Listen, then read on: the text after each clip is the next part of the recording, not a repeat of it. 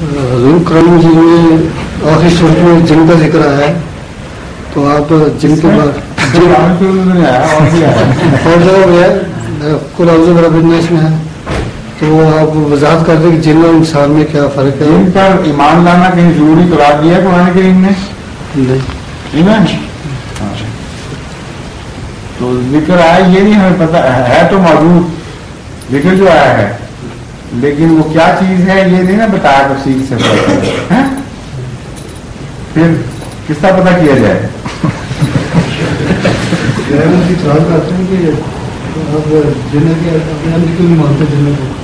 جب ماننے والے لوگوں کو جواب دے چکا ہوں، جن پر ایمان لانا ضروری نہیں، جن پر ایمان لانا ضروری ہے نبیوں پر، ان پر تو وہ لاتے نہیں، اور جنوں پہ ہمیں منواتے ہیں جن پر ایمان لانا ضروری نہیں.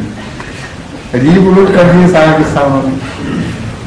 وہ چیزیں جن کا انسانی مفاد سے تعلق ہے، جن کے ساتھ انسانی زندگی بقا وابستہ ہو گئی ہے، یعنی انبیاء کی آمد، جن پر ایمان لانے کا ذکر بار بار قرآن میں آتا ہے، ان کو تو مذاق کا نشانہ بنا دیتے ہیں اور کہتے ہیں کوئی ضرورت نہیں بلکہ آنا ہی کوئی نہیں.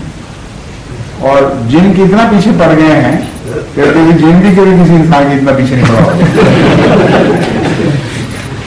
فضول قصے ہیں بنائے ہوئے. قرآن کریم میں جہاں جن ذکر کیے ہیں وہاں بتایا بھی ہے وہ جن کیا ہے، اور ان کی تشریحات موجود ہیں قرآن کریم میں. وہ جو جن کا تصور ہے قرآن کریم کا، وہ ان کے جن سے بالکل مختلف ہے جو مولویوں کے جن ہے. قرآن کریم میں کوئی جن آپ کو نہیں ملے گا جو جس پر آپ اس کو قابو کریں تعویذ کے ذریعے تو وہ کوئی لڑکی اٹھا کے لے آئے یا کسی کا پکڑا ہوا مرغا پکڑ کے لا دے آپ کو. ہاں نہیں بات جگہ آتے ہیں لیکن وہ اور قسم کے ہیں.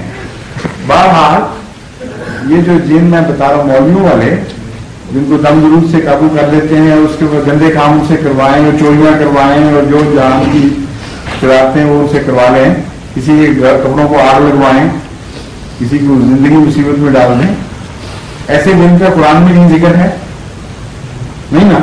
تو مولوی سے کہو کہ یہ دن تو ہمیں نہیں ماننا، جو تم منوانا چاہتے ہو وہ یہ دن ہے. جو دوسرے دن ہے قرآن کریم میں ان کو ہم مانتے ہیں.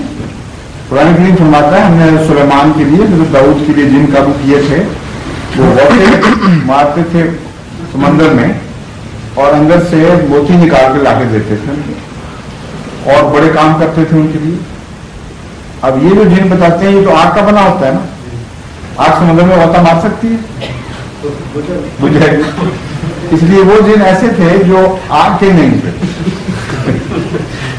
پھر قرآن کریم فرماتا ہے مقرنین فی الاسفار، وہ ایسے جن تھے جن کو ہم نے زنجیروں میں جکڑا ہوا تھا یا لوگوں داؤد کے لیے جکڑے گئے تھے زنجیروں میں.